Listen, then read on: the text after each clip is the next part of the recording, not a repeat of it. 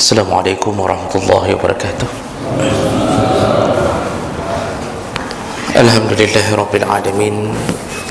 Wassalatu wassalamu ala nabiyyina wa sayyidina Muhammadin wa ala alihi wa ashabihi ajma'in. Amma ba'd.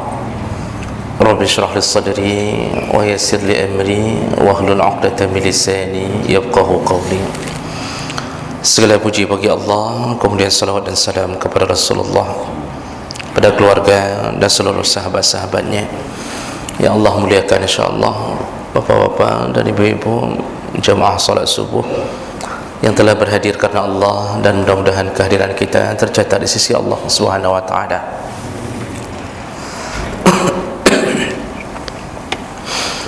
Baik, Bapak Ibu maka Allah, mulai subuh hari ini, karena menjelang kita menghadapi salah satu ritual dalam syariat kita, yang ritual itu besar di sisi Allah walaupun kadang terasa kecil di sisi manusia, yaitu tentang berkurban. Maka mulai subuh hari ini kita akan membahas kembali, ya, karena kita sudah pernah mengkaji, cuma sifatnya ilmu, bila terselang lama dia akan terlupakan. Maka ada baiknya kita ulang kembali permasalahan masalah kurban. Baik, kurban itu dalam bahasa Arab lebih sering disebut dengan al-udhiyah, ya, bahasanya udhiyah. Secara bahasa, udhiyah itu adalah ismun lima yudha bihi, yaitu sesuatu yang disembelih, ya. Au lima yuzbahu ayyam Aidil Adha, atau apa yang disembelih di hari Aidul Adha. Jadi disebut Aidul Adha juga karena berhubungan dengan sembelihan. Jadi hari sembelihan, keutamaan Idul Adha ada pada sembelihan, bukan pada lontong, bukan pada kuih hari raya. Maka disebutlah Aidul Adha. Secara syariat, yang dimaksud dengan kurban atau udhiyah adalah zabhu hayawanin makhsusin biniyatil qurbah fi waqtin makhsus, yaitu menyembelih hewan yang dikhususkan atau yang telah ditentukan dalam syariat dengan niat qurbah, dengan niat mengharapkan ridha daripada Allah atau mendekatkan diri kepada Allah, fi waqtin maksus, di waktu yang telah dikhususkan.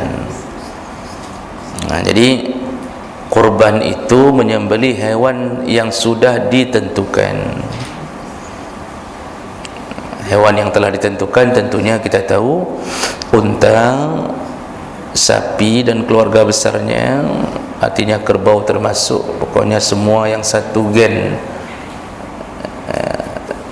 dengan sapi, dan kibas atau kambing atau domba atau apapun yang satu keluarga besar kambing.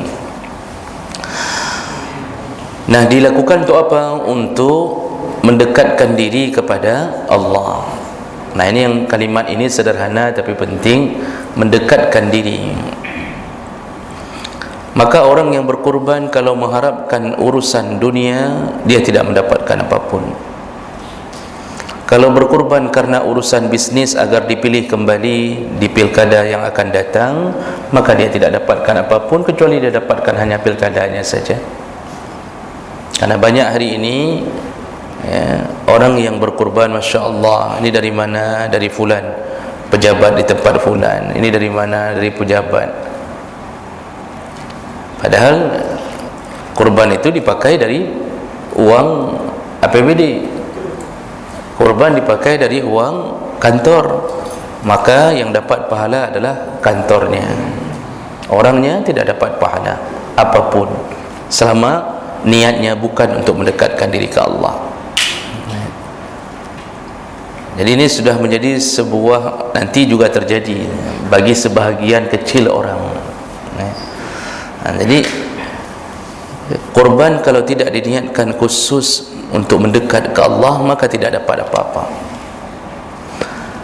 Ada yang berkorban hanya karena ingin menikmati daging yang disembelih. Jadi niatnya betul-betul ingin hanya makan itu saja, tidak bercampur dengan niat syariat. Tapi kalau bercampur, dia tetap dapat pahala. Cuma dia sekaligus mendapatkan keuntungan, dia bisa makan daging tersebut. Jadi intinya, berkorbanlah benar-benar karena Allah, jangan karena mengharapkan pujian dari manusia. Jadi jangan mengharapkan orang ingin mengatakan bapak itu tiap tahun korban, Masya Allah, luar biasa, tiap tahun beliau korban. Dan bukan kambing, tapi beliau satu orang satu lembu misalnya. Jadi pujian itu membangkitkan semangat kita selalu, setiap tahun. Berhati-hatilah, di sisi manusia kita nampaknya hebat, tapi di sisi Allah tidak tercatat apapun. Berikutnya, fi waktu maksus, dilakukan di waktu khusus, baru disebut kurban. Kapan waktu yang diizinkan untuk berkurban? Setelah selesai salat Idul Adha sampai terbenamnya matahari di hari tasyriq. Jadi hari itu yang diizinkan untuk berkurban. Nah, dalilnya Allah Subhanahu wa taala menyebutkan dalam Al-Quran, fassalli li rabbika wanhar. Salatlah engkau untuk Tuhanmu atau untuk Allah, wanhar, kemudian sembelihlah. Sebahagian tafsir menyebutkan bahawa yang dimaksud di sini memang suruhan tegas, wanhar, untuk berkorban. Jadi Allah yang suruh. Kemudian dalam surat Al-Hajj ayat 36, Allah menyebutkan, wal budana ja'alnaha lakum min sya'airillah. Dan hewan-hewan kurbanmu itu kami yang menjadikannya untukmu, kami yang menciptakannya untukmu, min sya'airillah. Dan itu bahagian daripada syiar Allah, bahagian daripada menjalankan perintah Allah. Jadi kalau sudah Allah yang suruh, bermakna orang yang melakukan kurban adalah orang-orang yang taat kepada Allah. Kalau dia taat karena Allah dan ditambahi takut untuk menyentuh nerakanya, jadi sekaligus dia berharap surga dengan ketaatannya, juga dia berharap mudah-mudahan tidak tersentuh dengan neraka Allah dengan apa yang dia berikan, mudah-mudahan jadi pelindung dari neraka. Maka itu menunjukkan ketakwaan, menunjukkan ketakwaan. Kalau sudah menunjukkan ketakwaan, kita seret kembali ke belakang, Bapak Ibu maka Allah, ini menunjukkan bahawa amalan kita yang paling besar kemarin Ramadan kemungkinan besar makbul di sisi Allah, karena Allah menyebutkan la'allakum tattaqun. Setelah Ramadan bertambah-tambah takwamu kepada Allah. Sedangkan takwa itu adalah imtisal awamirillah wajtinabu nawahihi sirran wa alaniyah, yaitu engkau melakukan perintah Allah juga meninggalkan larangannya, baik dalam keadaan sunyi maupun dalam keadaan terang-terangan. Jadi kalau begitu ciri-ciri Ramadan diterima, ciri-cirinya kita bersemangat melakukan amalan yang berikutnya, mulai dari puasa 6, lalu kemudian berjumpa lagi dengan kurban, terus kita lakukan, apapun yang jumpa kita sikat habis sampai ketemu Ramadan berikutnya. Maka ini tanda-tanda Ramadan kemarin diterima. Ini ada yang merasa diterima Ramadannya tapi tidak merasa diri. Kenapa dia tidak sanggup menyambung amal yang lain? Puasa 6 tidak, ini sudah Zulqa'dah, enggak ada puasa 6 ya. Ada yang mengatakan aduh terlambat Ustaz ya.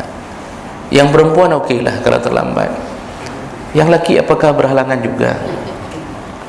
Ini tidak dilakukan, lewat. ketemu hari kurban, tidak ada usaha untuk berkurban, tidak ada usaha. Jadi dengar saja, artinya lewat begitu saja, lewat begitu saja. Nah, ini bermasalah. Kalau seandainya kita kok tiba-tiba tidak ada semangat apapun untuk menyambung amal setelah Ramadan. Baik, kemudian hadis Nabi sallallahu alaihi wasallam juga menyuruh, salah satu dalil yang menyuruh kurban adalah hadis Aisyah radhiyallahu anha, riwayat Hakim, Ibnu Majah, Tirmizi, dengan derajat yang hasan gharib. Ya, hasan gharib berarti derajatnya bagus, di bawah sedikit satu level di bawah sahih, tapi gharib. Gharib itu maksudnya menyendiri. Ya. Apa kata Aisyah radhiyallahu anha?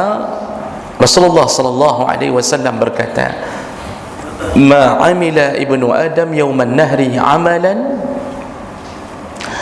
ahabbu ila Allah ta'ala min iraqatid dam." Tidak ada amalan ibnu Adam, tidak ada amalan anak Adam yang lebih dicintai Allah Subhanahu wa taala di hari-hari nahar. Tidak ada amalan yang lebih dicintai oleh Allah dari anak Adam di hari-hari nahar. Hari nahar itu mulai dari Idul Adha hari pertama, kemudian 11, 12, 13, 4 hari, itu hari nahar. Nahrun itu hari-hari sembelihan. Min iraqatid dam. Tidak ada amalan yang lebih hebat di 4 hari itu kecuali seseorang menumpahkan darah. Darah siapa? Darah tetangga kah? Bukan. Yang dimaksud adalah darah sembelihan. Jadi apa bahasa Nabi ini? Orang tidak berkorban, tapi sedekah. Ini contoh kalau kita bandingkan di 4 hari ini, ada orang tak korban, tapi dia mengatakan, "Loh, nak korban." Yang 4 cok peng 2,5 juta, ambil uang 2,5 juta, saya bangun musalla. Bagus, dapat pahala sedekah. Tetapi di 4 hari itu dia tetap levelnya di bawah orang-orang yang berkorban. Jadi orang yang paling hebat di 4 hari itu adalah mereka yang menumpahkan darah sembelihannya. Seandainya kita meninggal di 4 hari itu setelah mempersiapkan kurban, walaupun kita duluan meninggal tapi kambing sudah dibeli, tinggal disembeli, maka meninggal kita sambil membawa satu amalan yang terbesar dalam Islam. Saking besarnya amalan ini untuk menguji keimanan seseorang dan untuk mengetahui ridha Allah atau tidak kepada seseorang, Habil Qabil disuruh berkurban. Jadi waktu dibicarakan kisah Habil Qabil, sudah terjadi perseteruan. Salah satu cara untuk mengetahui yang mana yang Allah ridai, apakah boleh bagi Qabil untuk menikah dengan saudara kandungnya sendiri, atau Allah meridai Habil yang mendapatkan saudara Qabil. Jadi sudah berseteru ni. Jadi caranya untuk mengetahui yang mana Allah ridai, maka Nabi Adam disuruh oleh Allah, suruh mereka berkorban. Dan apa yang terjadi? Qabil sebagai seorang pekebun memberikan tanaman, hasil tanamannya yang jelek kepada Allah, tidak bagus. Habil sebagai seorang peternak, dia mencari domba yang terbaik untuk dikorbankan. Dalam sejarah disebutkan letakkan di atas bukit, lalu ditunggu mana yang diambil oleh Allah. Ada yang mengatakan disambar oleh petir. Ternyata yang diambil adalah milik Habil. Jadi kurban ini menjadi penentu ridha atau tidak ridha Allah juga, melihat dari kisah anak Adam. Maka jangan sampai melewatkan hari-hari kurban tanpa mencoba untuk mendapatkan ridha Allah. Nanti kita lihat di berikutnya sejauh mana seseorang disuruh berkurban. Baik, jadi kata Aisyah, tidak ada amalan yang lebih baik di 4 hari itu kecuali mereka yang berkurban. Innaha la ta'ti yaumal qiyamah, karena semua kurban-kurbannya hasil sembelihannya akan datang di hari kiamat. Jadi dipastikan akan datang di hari kiamat.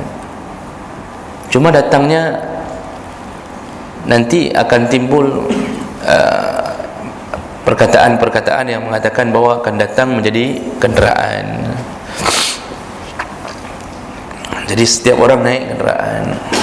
Makanya disitulah muncul pemahaman kepala keluarga berkorban untuk setiap anggota keluarganya. Ada yang memahami semua harus dapat kenderaan. Jadi kepala keluarga berkorban tahun lalu untuk dirinya, lalu kemudian harus ada kenderaan untuk istrinya, lalu kemudian dibelikan korban untuk anak-anaknya. Jadi pemahamannya menjadi kenderaan. Ini ada hadis Nabi yang menyebutkan begini: "Adhimu dhahayakum fa innahu matayakum yaumal qiyamah." Perbaguslah kurbanmu karena dia akan menjadi kenderaanmu di hari kiamat. Nah, para ulama mengatakan hadis ini pertama derajatnya dhaif.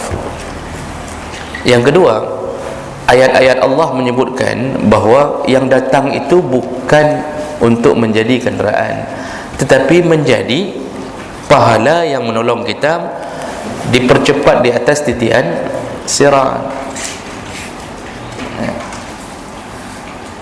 Dalam surah Al-Hajj kan Allah katakan bahawa tidak akan datang darahnya, dagingnya, tapi yang datang adalah ketakwaanmu. Sedangkan Nabi juga sudah menyebutkan titian sirat itu nanti kita melewatinya dengan amal. Ada yang terbang seperti kilat, ada yang terbang seperti burung, ada yang berlari seperti kuda berlari. Itu sudah disebutkan Nabi metode menyeberangi titian sirat, dan itu digantung sesuai dengan amalan. Baik, kemudian jadi Nabi tadi sudah menyebutkan bahawa dipastikan dia akan datang di hari kiamat biquruniha, dengan semua tanduk-tanduknya, wa adlafiha, dan dengan semua lemak-lemaknya, tulang-tulangnya, wa ash'ariha, lengkap dengan bulu-bulunya. Jadi mau dikasih tahu sama Nabi, korban itu akan datang lengkap seperti belum disembelih. Untuk apa dia datang? Untuk menjadi pembela kita di hari kiamat. Maka semua amal itu akan datang kembali membela kita di hari kiamat. Khusus masalah kurban berdasarkan hadis ini, maka dia bisa datang sempurna untuk membela pemiliknya di hari kiamat, di saat tidak ada izin kecuali orang-orang atau makhluk-makhluk yang bisa memberi syafaat sesuai dengan izin Allah Subhanahu wa taala. Lalu Rasulullah menyambung, wa inna ad-dam la yaqa' min Allah azza wa jalla bimakanin qabla an yaqa' 'ala al-ardi. Dan darah yang engkau sembelih dari binatang sembelihanmu, dia akan lebih dahulu sampai ke sisi Allah, artinya pahalanya lebih dahulu menjadi pahala daripada jatuh ke permukaan bumi.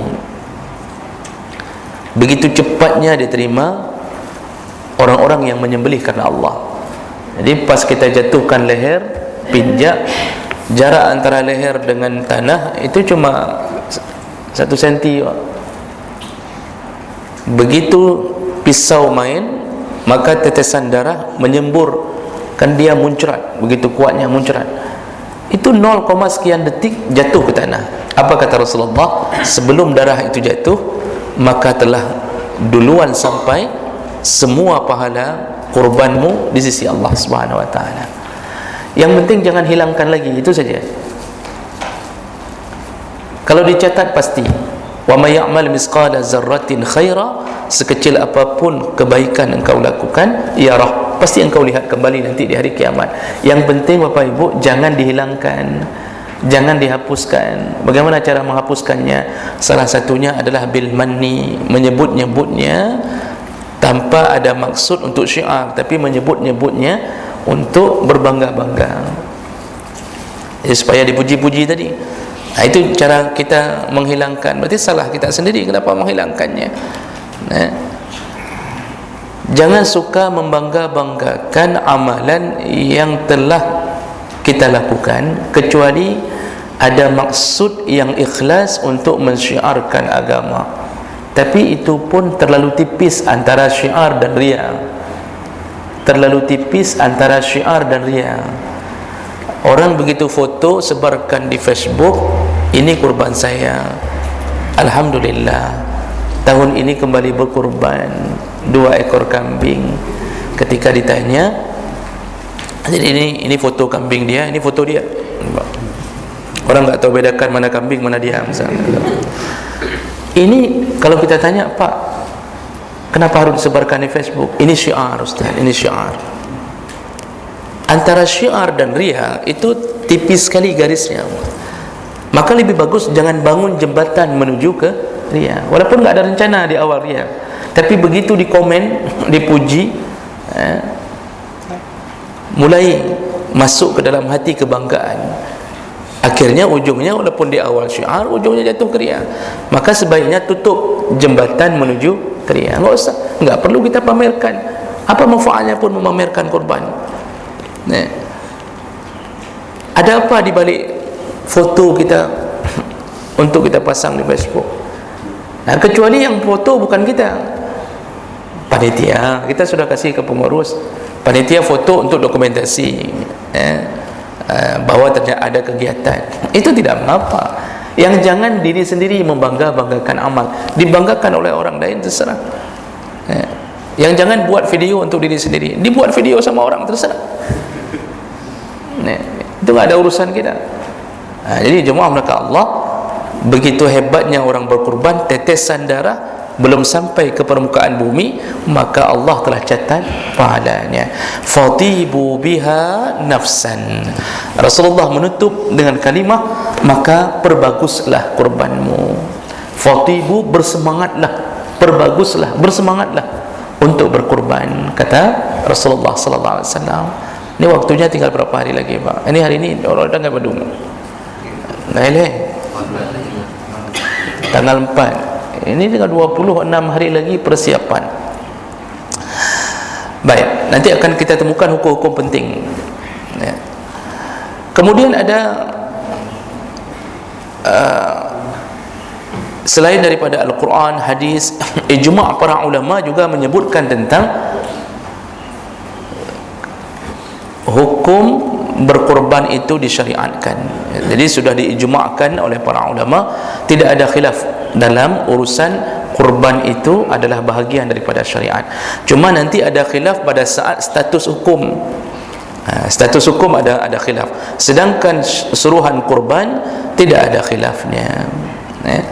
Apalagi ini memang dimulai dari salah satu bapaknya para nabi, yaitu Nabi Allah Ibrahim alaihissalam. Nabi Allah Ibrahim alaihissalam berkorban dengan anaknya. Jadi ini sebenarnya apa? Ini perlu diketahui ini. Kenapa Allah menguji Ibrahim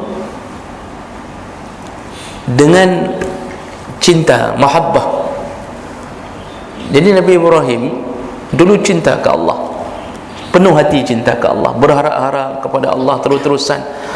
Mulutnya tidak pernah lepas berharap dari Allah. Sampai dia meminta anak pun dia masih bergantung kepada Allah. Begitu diberikan anak, maka cintanya terbagi antara cinta Allah dan cinta kepada Ismail. Ketika cinta sudah terbagi, Allah tidak ingin cinta itu terbagi. Karena pada dasarnya iman kita ini baru sempurna ayyakunallah wa rasulahu ahabba ilaihi mimma siwahima. Iman kita baru sempurna apa? Kalau cinta kita ke Allah dan Rasul melebihi cinta kita kepada seluruh manusia, baik isteri maupun anak. Isteri minta, bang, kayaknya enggak usah kurban karena kita mau buat dapur. Kita udah lama kali model cuci piring duduk jongkok, saya tak sanggup lagi, tak usah kurban, kita buat dapur yang stainless tu, sekaligus kita beli pot bunga yang putih-putih, orang dah banyak beli itu, orang dah ada gantung-gantung di luar, kita belum ada. Tak usah kurban lah, kita kebapeng mecut tonyo hana kurban kah hana pupung. Allah suruh pilih cinta Allah atau cinta isteri, cinta Allah atau cinta anak. Inilah pilihan yang dihadapi oleh Ibrahim alaihissalam. Setelah Allah berikan anak, hatinya mulai terbagi dua, cintanya kepada keluarganya terbagi dengan cintanya kepada Allah. Maka Allah suruh Ibrahim untuk segera menyembelih anaknya. Allah ingin buktikan cinta Ibrahim yang sejati, apakah pilih Allah ataukah pilih anak. Dan ternyata Ibrahim tetap berteguh hati, dia pilih Allah. Walaupun dia mencintai anak, tapi dia pilih Allah. Maka tidak ada keraguan pada dirinya. Dia cabut pisau, dia letakkan di atas leher Nabi Allah Ismail. Ketika itulah putusan akhir Allah tunggu. Ketika orang sudah memuncak cintanya kepada Allah, maka Allah bisa gantikan cinta itu dengan keridhaannya. Allah ganti Ismail yang dicintai dengan seekor kibas, menunjukkan Ibrahim sudah lulus daripada ujian. Jadi juga Allah tidak menginginkan kita menganiaya anak. Cuma ada waktu-waktu yang memang kita harus memilih di antara dua. Maka utamakanlah cinta Allah. Kalau Allah sudah cinta, maka yang lain semua dipelihara oleh Allah. Masalah tadi pot bunga habis kurban, Allah beri 10, mungkin ada penjual pot enggak laku-laku, dikasihnya untuk kita. Oh, masalah dapur mau buat ini rumah segala macam, Allah pelihara. Allah pelihara itu. Allah beri kesempatan lain. Jangan lewatkan kurban, kerana kita sedang dites oleh Allah untuk tahun ini. Jadi kita tiap tahun diulang-ulang tes oleh Allah. Engkau masih mencintaiku, maka berkurbanlah. Jadi begitulah ibarahnya. Kenapa pelajaran ini berawal dari Nabi Allah Ibrahim. Jadi jangan sampai Allah mengatakan hana cinta li, kelung tonyo hana cinta li ji.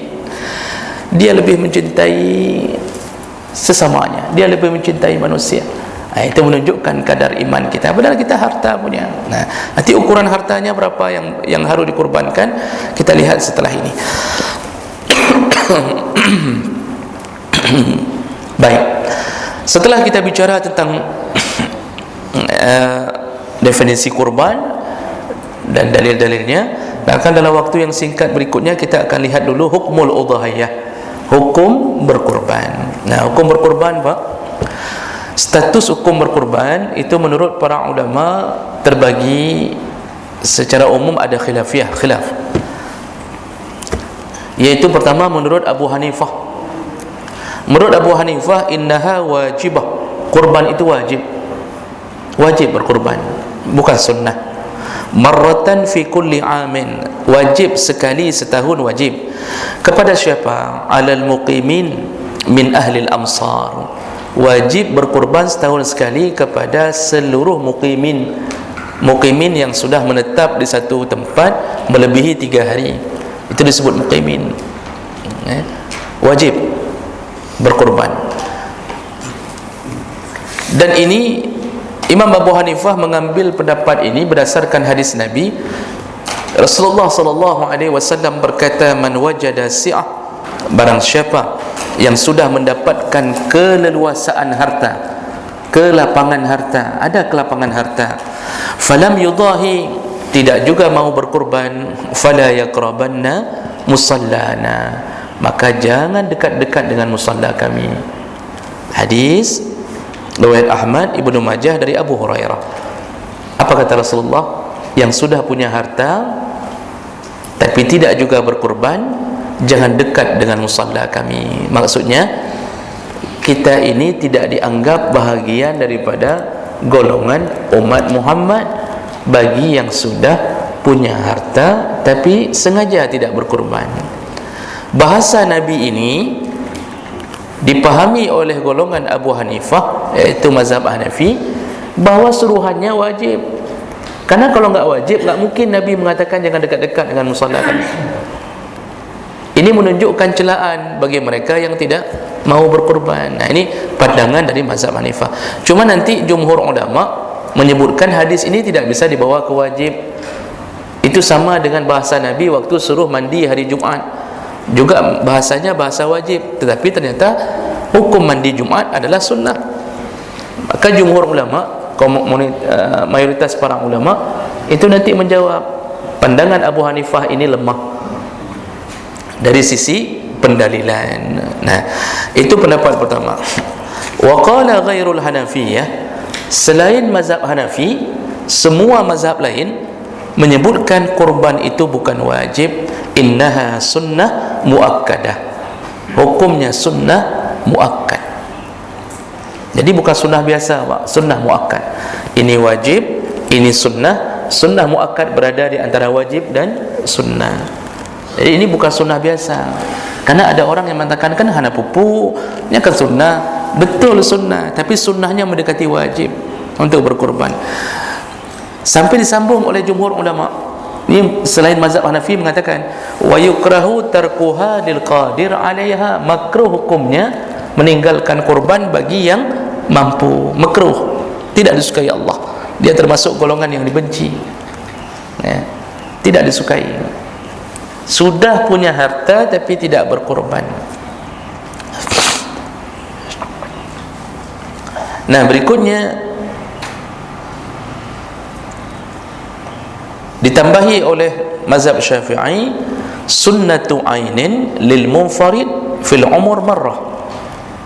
Jadi pertama, hukum secara umum yang disepakati sunnah muakkad.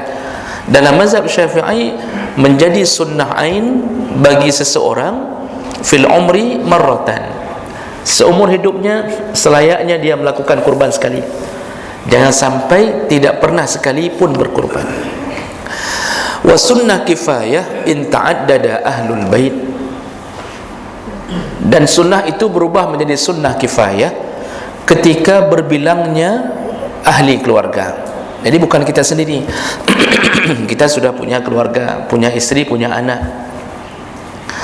Sunnah kifayah hukumnya apa maksudnya? Fa iza fa'alaha wahidun min ahlil bait kafa 'anil jami'. Seandainya ada seseorang yang melakukan kurban di dalam keluarga, maka itu sudah menggugurkan suruhan kesunahan bagi yang lain.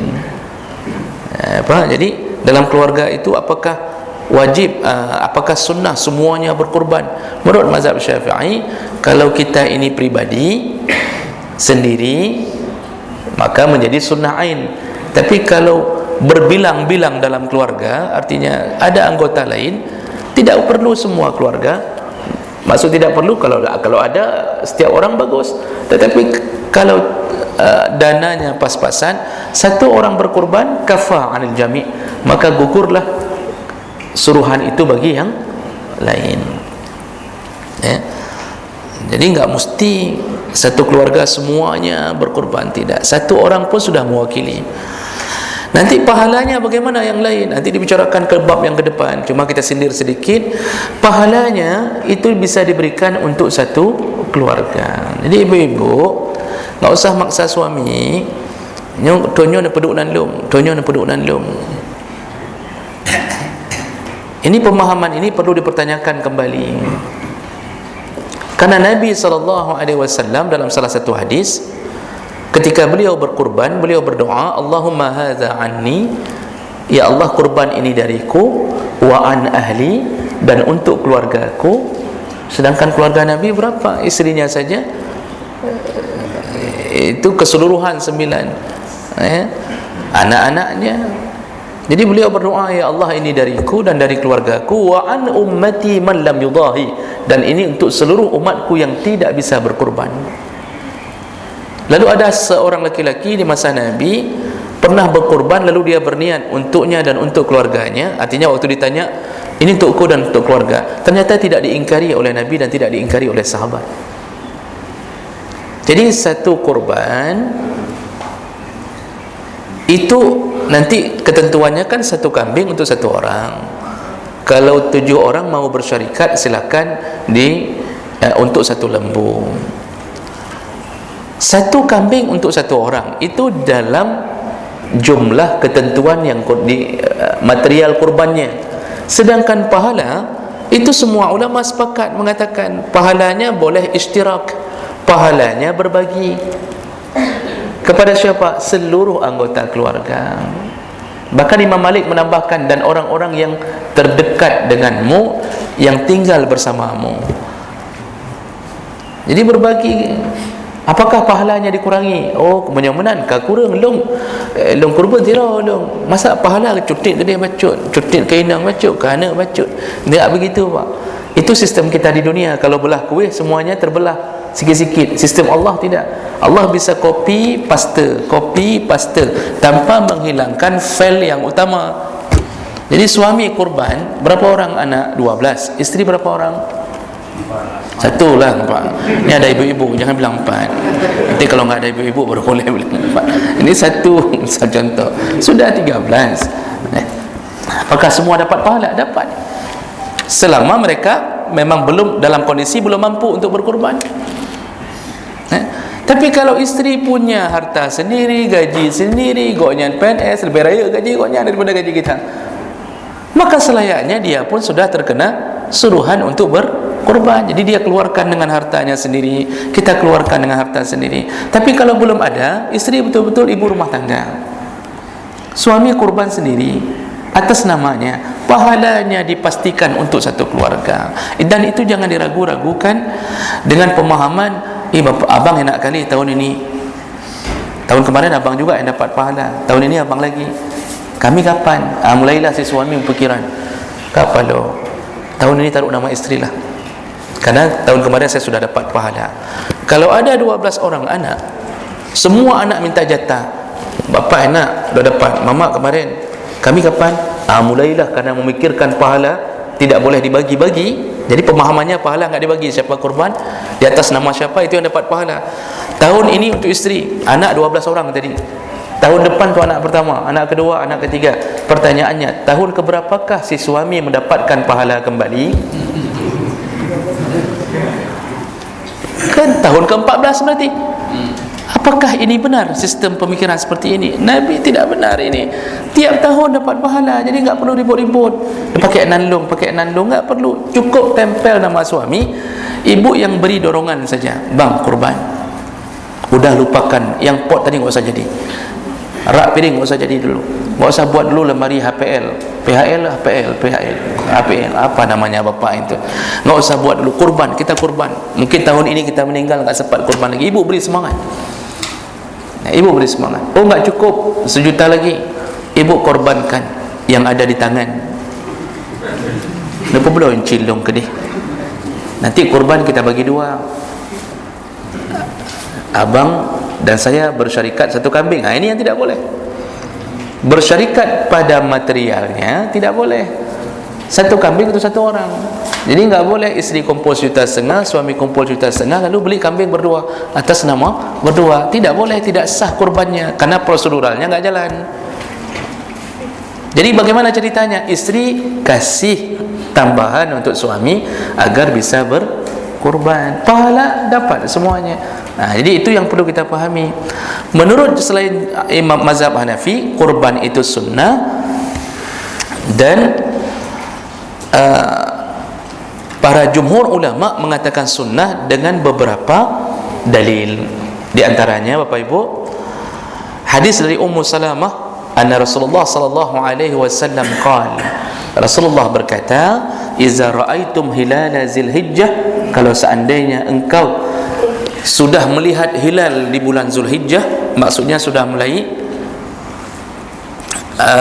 masuk bulan Zulhijjah, wa arada ahadukum ayudahi, dan apabila salah seorang di antara kamu sudah berniat untuk berkurban atau ingin berkurban, falyumsik an sya'rihi wa adfarihi, maka tahanlah, jangan potong bulu-bulu dan kuku-kuku.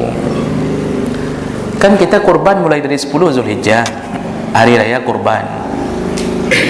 Mulai dari 1 Zulhijjah, bagi mereka yang sudah punya kurban atau sudah berniat walaupun belum beli, belum sempat beli, tapi sudah berniat, maka mulai dari 1 Zulhijjah. Nanti sunnahnya, ini bahagian sunnah nanti belakang diajarin Pak, kita detilkan di belakang nanti. Cuma karena disebutkan hadisnya kita jelaskan, hendaknya jangan lagi ganggu kuku dan bulu. Jadi jangan potong kuku lagi semenjak nanti 1 Zulhijjah. Jangan cukur apapun, jangan cukur kumis, jangan cukur jenggot, jangan buat apapun. Jangan cukur alis. Ini bagi siapa suruhan ini? Bagi pemilik kurban. Kalau dalam satu keluarga yang berkurban suami, maka suamilah yang menjadi sasaran untuk sunnah ini. Jadi jangan potong kuku, jangan potong rambut. Bukan rambut saja, semua bulu-bulu Pak. Kalau jatuh tidak sengaja tidak mengapa. Nah, bahasa Nabi, barang siapa yang ingin berkurban, ini menunjukkan, kata para ulama, menunjukkan kurban itu diberikan izin kepada pemiliknya kalau ingin berkurban. Tidak ingin, ya tidak mengapa, cuma melewati bonus. Lewat bonus, sudah lewat. Kita apa lewat bonus dunia saja sedih, masa lewat bonus akhirat kita tidak sedih? Lewat bonus dunia kali kacau nyan baru peng covid-nya kabe kaitu Uma, iluhan aku tu mencokok telah lung ke. Itu bonus dunia, lewat kita sedih. Harganya cuma 800.000, 600.000. Masya Allah, Allah ingin berikan kesempatan, tumpuklah pahala, ambillah nanti di akhirat. Kita lewatkan, santai lewat. Ada kurban? Kayaknya enggak. Ada kurban? Entah ya. Ada kurban? Oh, aku fikir-fikir ada kurban, dilewatkan begitu saja. Yang punya urusan kecil dunia dia lewatkan sedih, masa yang punya akhirat yang bisa menyelamatkan dia tidak sedih. Makanya iman itu yang memegang peranan. Yakin enggak bahwa kita diselamatkan oleh Allah dengan amal kita? Kita ini hidup abadi Pak nanti.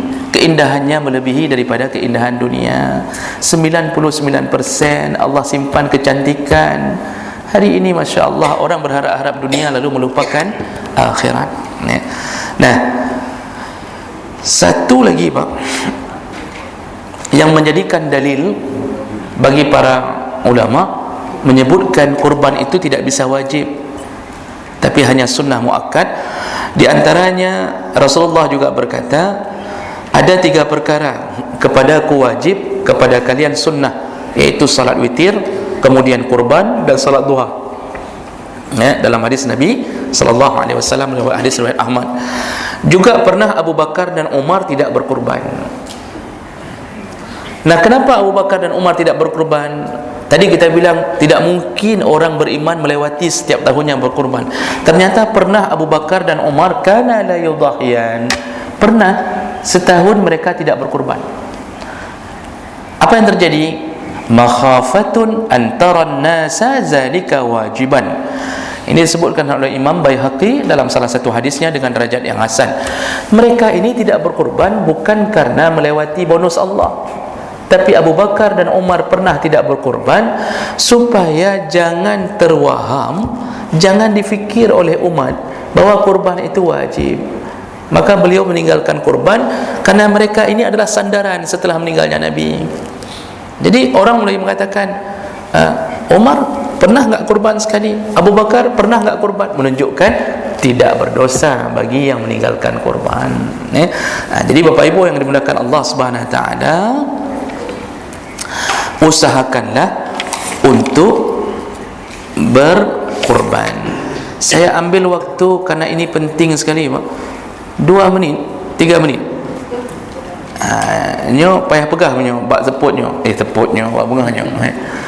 Nah, seseorang itu disebut mampu berkurban, apa ukurannya?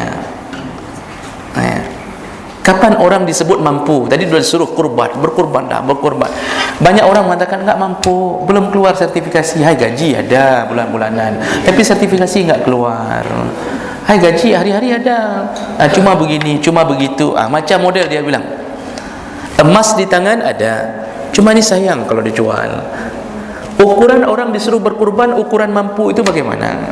Kita ulangi, karena sudah pernah dulu kita bahas, tapi biasanya Jangankan jamaahnya, ustaznya saja lupa.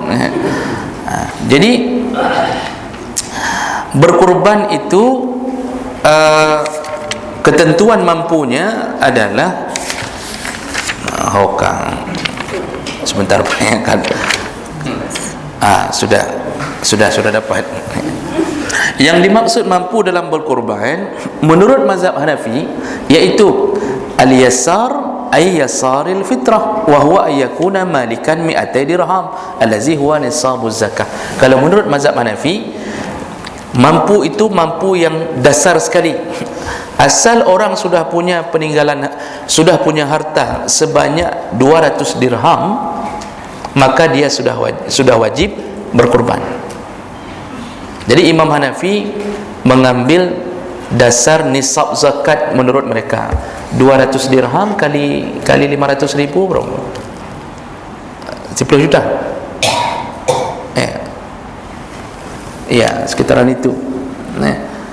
Artinya orang yang sudah punya harta sebanyak itu, maka wajib bagi dia, artinya peninggalan harta apa saja, baik di tangannya atau apa saja, menurut Imam Hanafi wajib kurban. Karena tadi mazhab Hanafi mengatakan wajib kurban.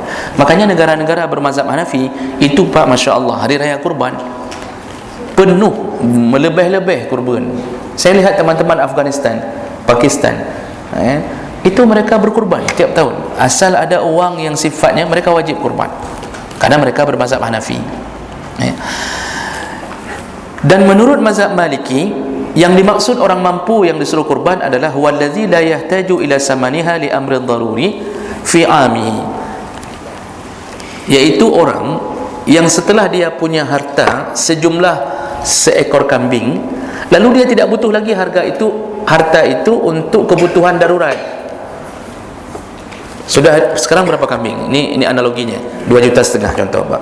Dia sudah punya uang 2,5 juta dan dia punya harta lain untuk makan. Ukurannya tidak menderita setelah dia keluarkan kurban, maka sudah terkena suruhan kurban. Itu menurut kadar mazhab Malik.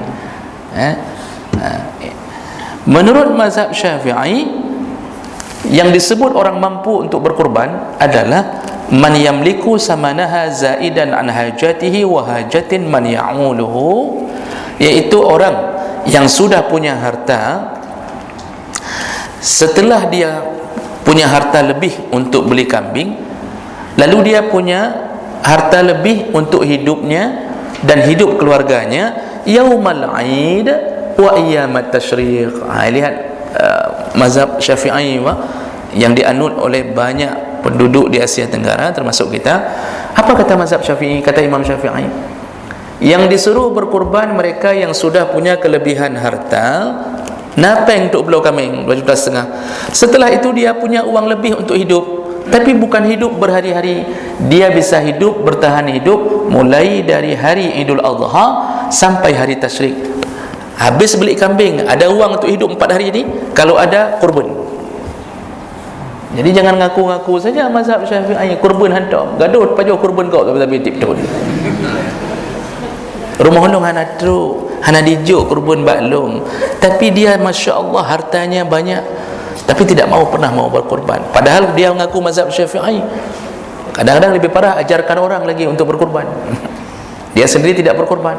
Ukuran mazhab Syafi'i yang disuruh berkurban, mereka yang sudah punya harta beli kurban yang paling murah, yang cukup syarat, lalu kemudian punya uang atau punya harta untuk hidup hari raya Idul Adha dan hari Tasyrik, bisa hidup 4 hari setelah berkurban, maka berkurbanlah.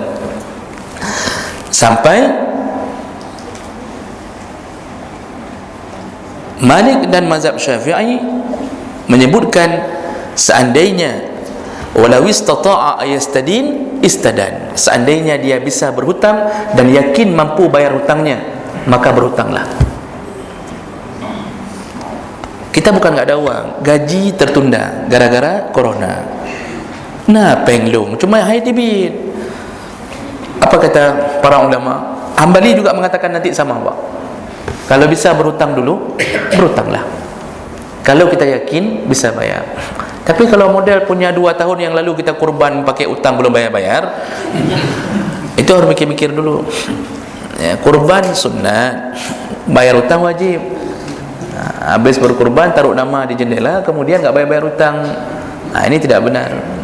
Menurut mazhab Hambali sama, iaitu mereka yang punya harta untuk membeli seekor kambing atau seekor kurban paling murah, walau biddain, walaupun dengan hutang, iza kana yaqdir ala wafa' dainihi, kalau dia yakin dia mampu membayar hutangnya. Jadi lihatlah bagaimana ukuran yang disebut mampu. Ternyata mazhab Syafi'i yang paling tegas menyebutkan asai napa yang udik peruro hari raya Idul Adha, hari-hari tasyrik, maka berkurbanlah, jangan lewatkan kurban.